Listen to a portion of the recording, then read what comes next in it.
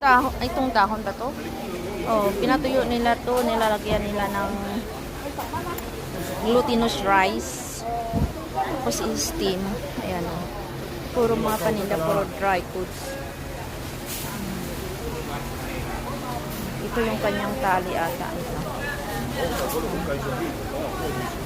Tali. Yan, ito siya. Egg yan, maalat. Ito, isusok mo to sa tubig, tsaka lumampot. Ano mo yan siya? Soup na. Yan. Ito sweet na soup. Ayan o. Mga dahon-dahon. Ayan o. Ewan ko anong mga kunin. Pero ang mahal guys. O, 130. Yan. See? Kita nyo yan? Mga paninda nila.